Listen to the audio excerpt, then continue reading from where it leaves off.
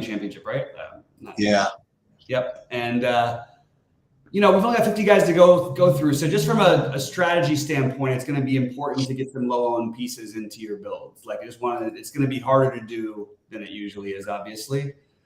We also do have the 5K tiers back. So we're going to have some conversations. And I think we might for this have to I might have to throw in, instead of the under 7K guys, I think we might have to just each make a pick of an under 6K guy, or if we have to. Yeah, I think this is what we have to do. Okay, so there's only 50 guys. I don't want to give out 30 guys, right? So right. let's just give 2 guys each. You know what I mean? In each range, maybe. And if they overlap, that's fine. And then when we'll go through again. We go through our favorites. Well, then we'll just really focus on low-owned stuff. I guess I don't know. But let's make sure to cap the amount of golfers we give out at maybe 15 or 20. Well, the only problem with that I have with that is that I don't agree, because I'm going to cycle through a bunch of the value guys. All right. Well, let's see. Let's see how it goes. Okay. So let me share my screen. That we could start with. I'll pull it right up. And I guess the first thing is that, okay, so it's a no-cut event. So usually the way I like to deal with this is the no-cut events is usually very conducive to stars and scrubs. So I try to play middling, and that's the way it is, I do have just one kind of hoodoo, low price guy that we'll get to, that will make stars and scrubs very playable.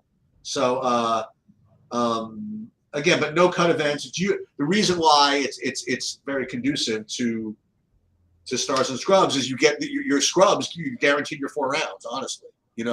And if you have a bad day of your good guys, I mean they're really great golfers and they'll come back. It's stars and scrubs is usually what you're supposed to do in these no cut events. Right. And maybe part of the way we could do this is that maybe saying the two guys we like the most, and then the one low-owned guy we might take a shot on, or something like that. Okay, that's fair enough. That seems like a way I could. So what do you want to do first? You want to go 10K and up, like all these guys? Yeah. I think 10K and up makes the most sense. I don't think we need to do the separate 11K. Although we probably should. No, I'm just kidding. I'll go for that. Okay. So in the 10K and up, I actually do like a couple of guys more than others. So I do, even though he's probably going to be the highest owned, I do like Cantlay the best. I shouldn't say that. I have him at 23% ownership. I have Rahm at 21, Scheffler at 26, Rory at 26 also. So I guess not. I guess he's not any higher on any of these others. So I do like Cantlay the best. And then after that, I really think that, again, what you were saying makes a lot of sense, to just try to go for the low-owned guy.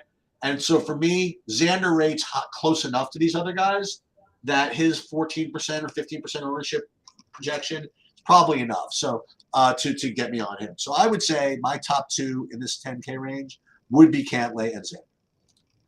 So that's exactly what I think. I'm going to guess in the higher buy-ins that I think that's what people are going to do more of than people think. I think Cantlay ends up significantly more popular than the other guys, personally. That's just my take and my prediction. I like Rahm. I like the 2 guys who got terrible starts last week and then were awesome afterwards. Even though Rahm struggled the whole time, and yet he would have had a chance to freaking win the tournament if he didn't get off such a horrible start.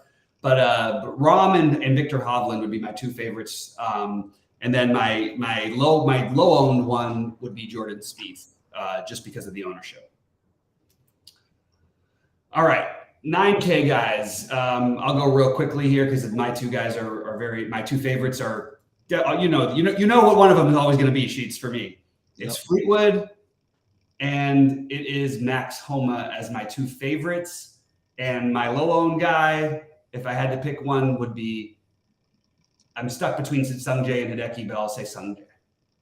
That's pretty cool because for me, I have a clear top choice here, and that would be Tyrrell Hatton, actually. All right, we're cool. We're on a different page. Yeah, perfect. So I like Hatton, clearly the top, and then, honestly, I don't like anybody else in this range at all. I mean, How do you have Hatton ahead of the top ahead of Fleetwood, man? Fleetwood is the best. what can I tell you? All this guy does is top 5 every tournament. Yeah, I guess. I'm just messing with you.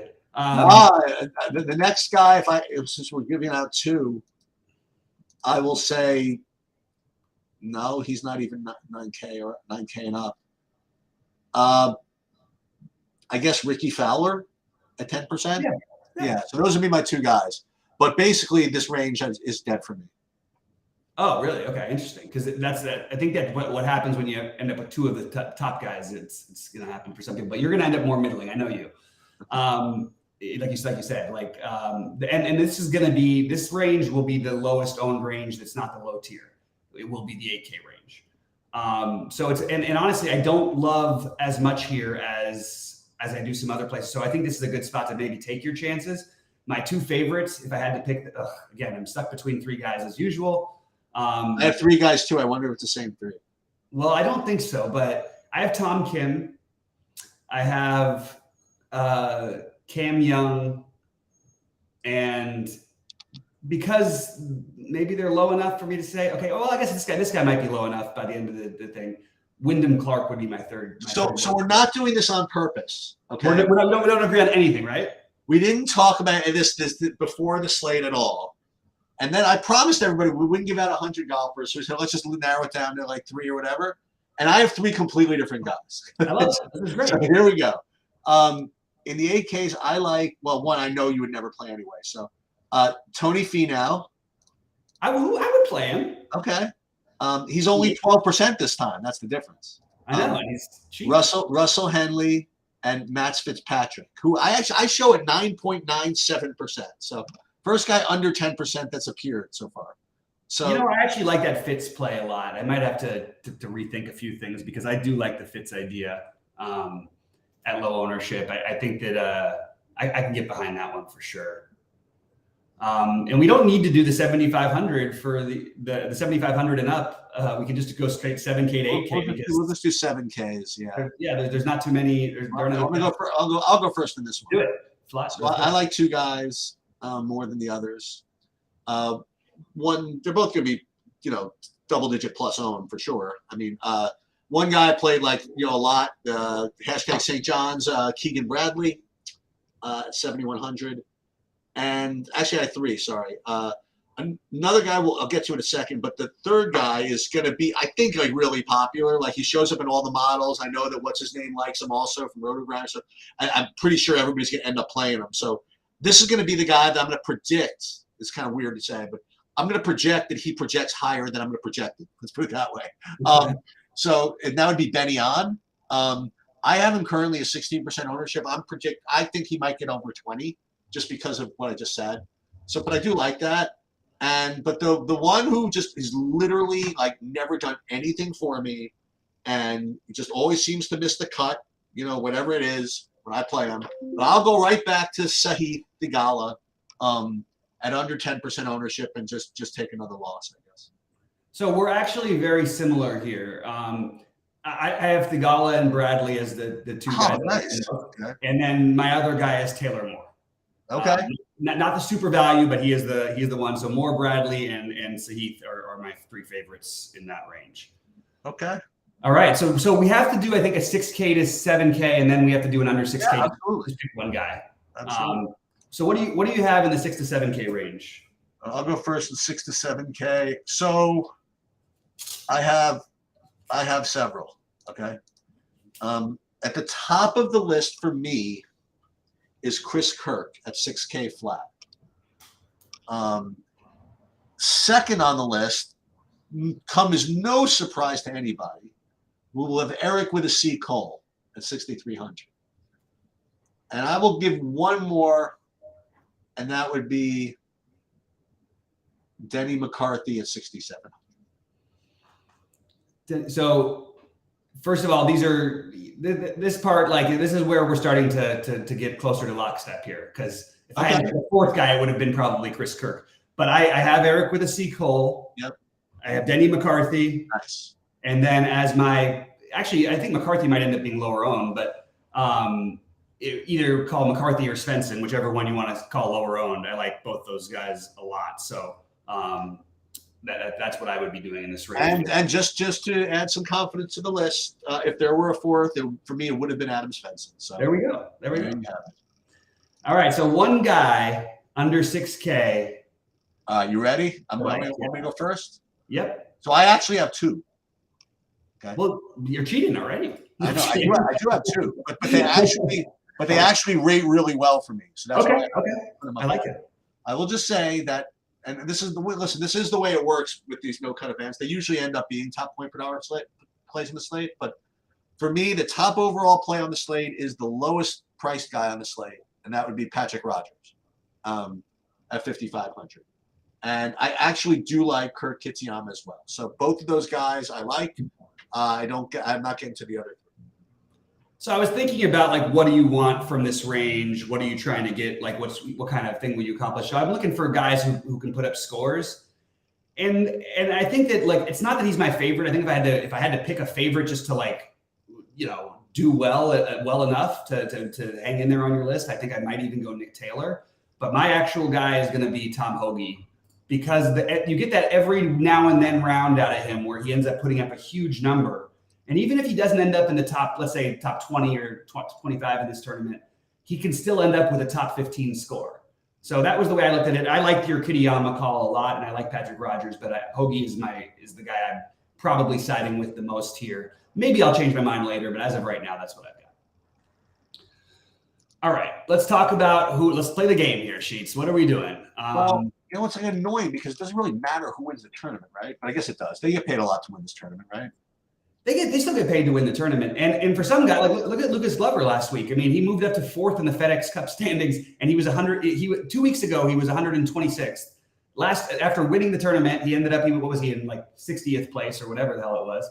And then he wins the tournament and he's in 4th. And Cantlay comes in second. Cantlay comes in second, and he's in second place now in the FedEx Cup standings. It's such a weird way of measuring things. So it does matter to these guys. All right. Okay, I'll go first. Who's winning? Guy who doesn't seem to have won in a while, but I'm just going to throw him in there. I'll say John Rahm. That's my guy. That's what I was going to pick too. Okay. But because you're going to pick him, I'm going to say, look, I'm going to say, I honestly don't know what to do. Maybe I just stick the same thing. I like the idea of Rahm the most. He's my favorite, but I'm going to just say, because I do get to pick another name, I guess I'm going to go with my other guy, that Victor Hovland wins this one. Who under, 10K to make top 5? Under 10K to top 5 is going to be Tommy Fleetwood. And for me, it will be Tyrrell Hatton. Okay.